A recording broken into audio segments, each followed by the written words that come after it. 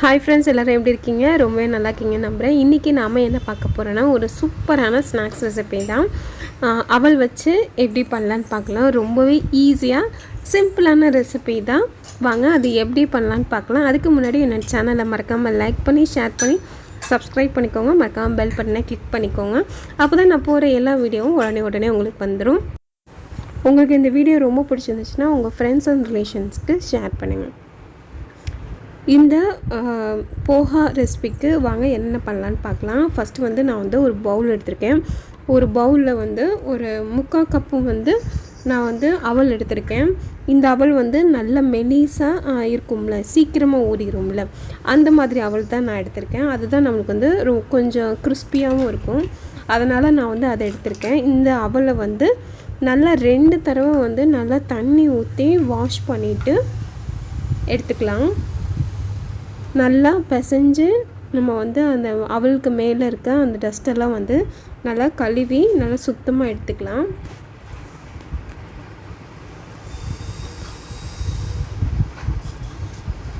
பாருங்கள் எவ்வளோ அழுக்கு வந்திருக்குன்னு.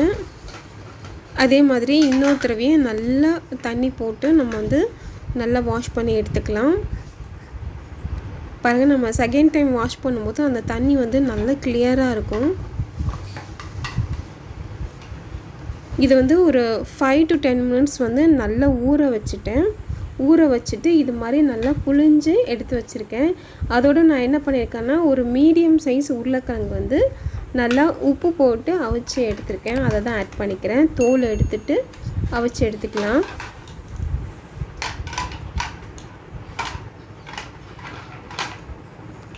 இந்த அப்புறமா ஒரே ஒரு வெங்காயம் மீடியம் சைஸில் உள்ள வெங்காயம் நல்லா நைஸாக நறுக்கிட்டு வச்சுருக்கேன். அதையுமே நம்ம ஆட் பண்ணிக்கலாம். ஃபஸ்ட்டு அவல் ஒரு 5 to 10 minutes நல்லா ஊற வச்சுட்டு நல்லா பிழிஞ்சிட்டு எடுத்து வச்சுருக்கேன். அப்புறமா ஒரு மீடியம் சைஸ் உருளைக்கிழங்கு நல்லா உப்பு போட்டு வேக வச்சு எடுத்திருக்கேன். அப்புறமா ஒரு வெங்காயம், அப்புறமா ஒரு பச்சை மிளகா சின்னதாக நறுக்கிட்டு போட்டிருக்கேன். நெக்ஸ்ட்டு மஞ்சத்தூள் ஒரு 1/4 ஸ்பூன், மிளகாய்த்தூள் 1/2 ஸ்பூன் வரைக்கும் ஆட் பண்ணியிருக்கேன்.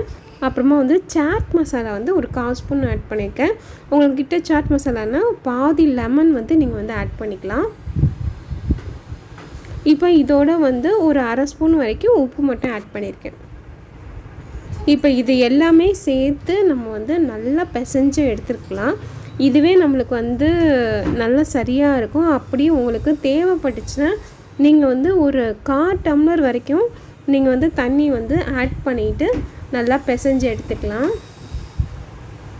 நீங்கள் இதில் கருவேப்பிலை, கொத்தமல்லி கூட ஆட் பண்ணிக்கலாம். நல்லா ஃப்ளேவராக இருக்கும்.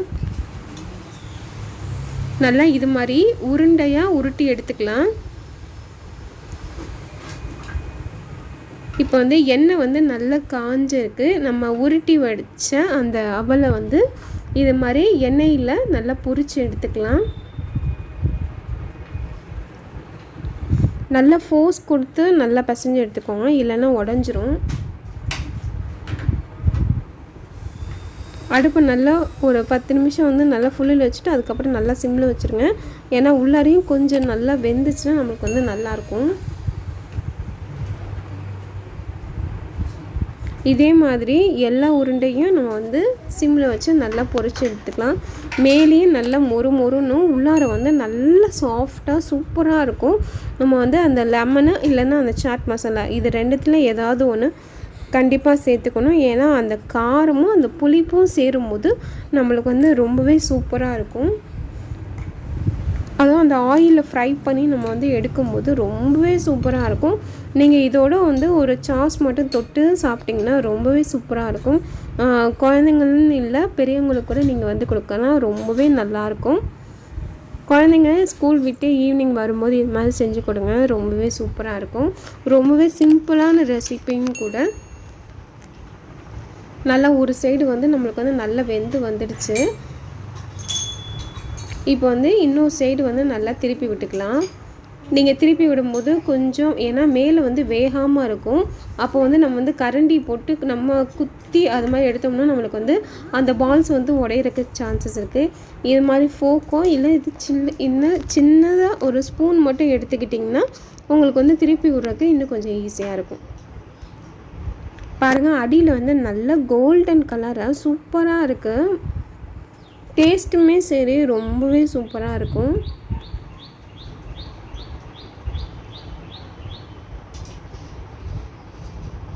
நல்லா சிம்மில் வச்சு நல்லா வேக வச்சு எடுத்துக்கோங்க. அப்போ தான் நம்மளுக்கு வந்து நல்லா அந்த அந்த அவலோட கிறிஸ்பினஸ் வந்து நம்மளுக்கு வந்து நல்லாவே கிடைக்கும். அவல் வந்து ரொம்ப சாஃப்டாக குழஞ்சி இருக்கணுங்கிறது கிடையாது. கொஞ்சம் வந்து ஹார்டாக இருந்தால் நம்மளுக்கு வந்து நல்லா கிறிஸ்பினஸ்ஸாக இருக்கும். இப்போ வந்து நல்லா 2 சைடுமே நல்லா வெந்து வந்துட்டுருக்கு. கீழேயும் நல்ல ஒரு லைட் கோல்டு கலரில் நல்லா வெந்து வரணும். அப்போ தான் பார்க்குறக்கு மட்டும் இல்லை, சாப்பிட்றக்குமே நல்லா மேலே வந்து கிறிஸ்பியாகவும் உள்ளார வந்து கொஞ்சம் சாஃப்டாகவும் நல்லாயிருக்கும்.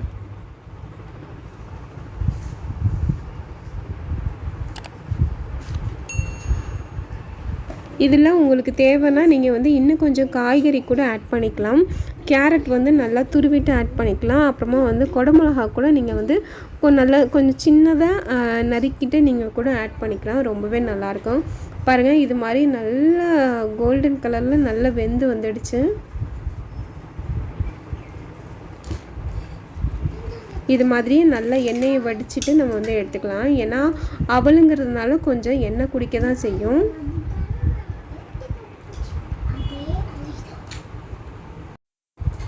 சூப்பரான கிறிஸ்பியான போகா ரெசிபி வந்து ரொம்பவே எம்மையாக ரெடி ஆகிடுச்சு. நீங்களும் உங்கள் வீட்டில் கண்டிப்பாக செஞ்சு பாருங்க. செஞ்சு பார்த்துட்டு எப்படி இருந்துச்சுன்னு மறக்காமல் என்னோடய கமெண்ட் செக்ஷனில் சொல்லுங்கள். உங்களுக்கு ரொம்ப பிடிச்சிருந்துச்சுன்னா என்னோடய வீடியோவை மறக்காமல் லைக் பண்ணி ஷேர் பண்ணி சப்ஸ்கிரைப் பண்ணிக்கோங்க. மறக்காமல் பக்கத்தில் இருக்க பெல் பட்டனை கிளிக் பண்ணிக்கோங்க. உங்களுக்கு ரொம்ப ரொம்ப பிடிச்சிருந்துச்சுன்னா என்னோடய வீடியோவை உங்கள் ஃப்ரெண்ட்ஸ் அண்ட் ரிலேஷனுக்கு ஷேர் பண்ணுங்கள். Okay friends.